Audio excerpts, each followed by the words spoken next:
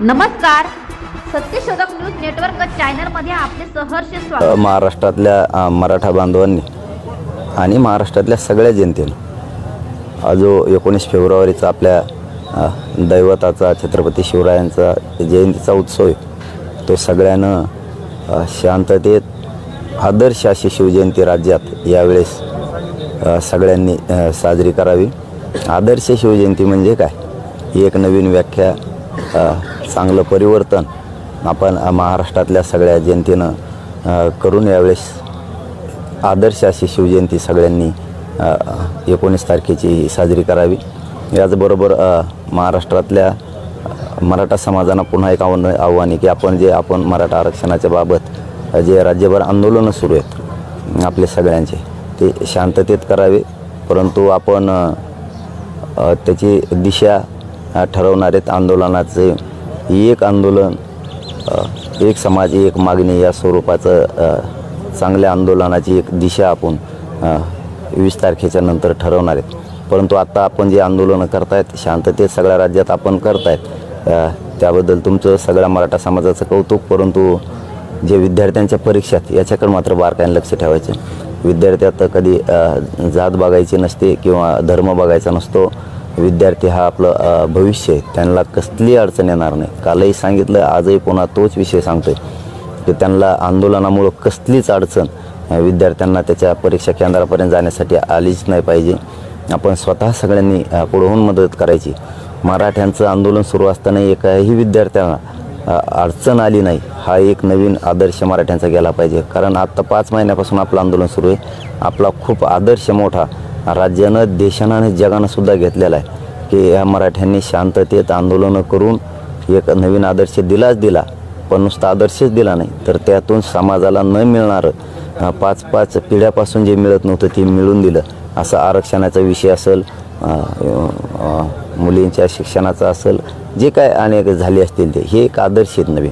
तसेच त्यामुळं आपण विद्यार्थ्यांच्या परीक्षा त्यांचं वर्षाचं भविष्याचा विषय असल्यामुळं जरी आंदोलन सुरू असलं तरी पण त्या विद्यार्थ्यांना थोडीही भीती वाटली नाही पाहिजे। त्याला वाटलं पाहिजे मी त्या आंदोलनातून गेलो, येतानाही माझा पेपर देऊन आल्यावर त्याच आंदोलनातून आलो, मला कसलीच माझी गैरसोय झाली नाही पाहिजे, इतकी बारकाईनं समाजानं काळजी घ्यायची। याचबरोबर तिसरा विषय असा की 20 तारखेला सगळ्या सोयऱ्यांच्याबद्दलचा जी अधिसूचना काढल्या त्याबद्दलची अंमलबजावणी सरकारनं केलीच पाहिजे। यासाठी आपलं आंदोलन सुरू आहे। मराठ्यांना आरक्षण हे ओबीसीतून पाहिजे आणि ज्यांचे कुणबी प्रमाणपत्र मिळालेत आणि ज्यांचे मिळाले नाहीत त्या कुणबी प्रमाणपत्र त्या नोंदीच्या आधारावर ज्याची नोंद मिळाली नाही त्या मराठ्यांना कुणबी प्रमाणपत्र द्यायचे। याच्यासाठी सगळ्या सोयऱ्यांची अंमलबजावणी सरकारनं 20 तारखेला करावी आणि सरकार करल ही आपण मराठा समाज आशा बाळगू।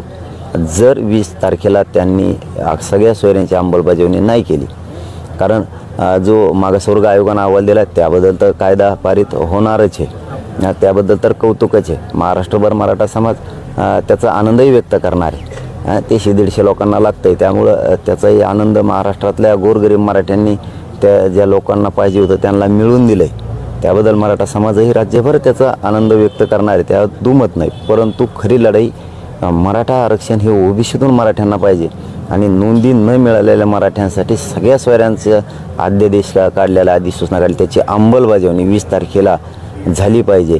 याच्यासाठी हा 5-6 महिन्यापासूनचा संघर्ष आहे, त्याशिवाय आंदोलन थांबू शकत नाही। मुख्यमंत्री साहेबांना आपण सांगितलं मीडियाच्या माध्यमातून आणि सरकारला पण सांगितलेलं आहे, जर 20 तारखेला नाही केलं तर अधिवेशन किती वेळात संपतं आहे हे आपल्या लक्षात येईलच। त्या दिवशी जर लवकर ते संपलं आणि आपल्याला जर दिशा लक्षात आली की सरकार सगळ्या सोयऱ्यांचं 20 तारखेला घेण्याचा अंदाजा नाही हे मराठा समाजानं विशेष करून लक्षात असू द्या म्हणून सांगतोय। लक्षात येईलच की किती वेळात संपतंय, सगळ्या सोयऱ्यांचा विषय घेतात का नाही। जर 20 तारखेला सगळ्या सोयऱ्यांच्या अंमलबजावणीचा विषय घेतला नाही किंवा 20 तारखेच्या आत आज उद्या त्यांनी स्पष्ट भूमिका सगळ्या सोयऱ्यांच्या बाबत केली नाही तर 20 तारखेला अधिवेशनात अंमलबजावणीची भूमिका घेतली नाही हे लक्षात आलं, जर वेळ असला तर त्याच वेळेत म्हणजे 3-4 वाजताच्या आत जर ते संपलं अधिवेशन आणि आपल्या लक्षात आलं की हे घेत नाहीत किंवा ते जर उशिरापर्यंत चाललं तर मग उशिरापर्यंत का होईना सगळ्या सोयऱ्यांच्या देशाच्या अंमलबजावणीच्या विषयाचे काही विषय तिथं होतोय का हे लक्ष ठेवू. आणि जर ते लवकरच संपलं तर आपण 4च्या दरम्यान पत्रकार परिषद घेऊन लगेच पुढच्या आंदोलनाची घोषणा करणारे ते घेत नाहीत म्हणून. किंवा जर ते दिवसभरच चाललं त्यांचं मग आपल्याला दिवसभर बघावं लागणार आहे की हे घेता येत का शेवटपर्यंत. मात्र मग 21ला फायनल पत्रकार परिषद घेऊन आंदोलनाची निवेदनबद्ध आंदोलनाची दिशा ठरवली जाणार आहे. 20ला ठरवली जाणार आहे, परंतु अधिवेशनाच्या वेळेनुसार ठरवलं जाणार आपल्याला करावं लागणार आहे. जर हे उशीर झालाच तर 21ला मात्र आंदोलनाची महाराष्ट्रातली पुढची दिशा सगळ्या सोयऱ्यांची कायद्याची अंमलबजावणी करण्यासाठी मराठ्यांना ओबीसीतूनच आरक्षण मिळण्यासाठी पुढील आंदोलनाची स्पष्ट भूमिका, आंदोलन कसं, कोणचं आणि काय याबाबत मराठा समाजाला स्पष्ट सांगितलं जाईल. धन्यवाद. आपल्याला काय विचारायचं का? ओबीसीतूनच आरक्षण हवं. मात्र आता एक नवीन माहिती जी समोर येते त्याच्यामध्ये असं समोर येते की जे समिती होती मागासवर्ग आयोगाची त्यांनी अशी शिफारस केली की स्वतंत्र 10 ते 12% आरक्षण जे आहे ते मराठा समाजाला दिलं जाऊ शकतं. तसं जर आरक्षण देण्याचा निर्णय झाला तर त्या संदर्भातली भूमिका काय असणार आहे? ते आरक्षण सुरक्षित असेल असं वाटतंय का तुम्हाला? नाही, त्याचे हे बघा, आम्ही आता त्याच्यात पडलेलोच नाही आहे पहिल्यापासूनच. फक्त काही जरा 100-150 जणांना लागत होतं ते, म्हणून गोरगरीब मराठी त्यासाठी लढले. म्हणले न्यामा मागासवर्ग आयोग द्या. परंतु खरी लढाई कशासाठी हे सरकारला पण माहिती आहे आणि मराठ्यांनासुद्धा माहिती आहे. मराठ्यांना ओबीसीतून आरक्षण पाहिजे. मराठी ओबीसीत येत पाहिजेत म्हणण्यापेक्षा मराठी ओबीसीतच येत.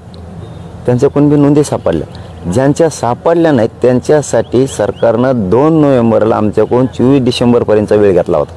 तुमच्या मागण्याप्रमाणे जर द्यायचं असलं आणि हे जे आता आम्ही 4 शब्द लिहून नेतोय तुमच्याकडून सगळ्या सोयऱ्यांचा त्याच्यामधलं एक, याची अंमलबजावणी करायची असली तर आम्हाला 2 महिन्याचा वेळ द्यावा लागणार आहे. आता 24 डिसेंबरला 2 महिने झाले त्यांचे पूर्ण. आता हे आज 18 फेब्रुवारी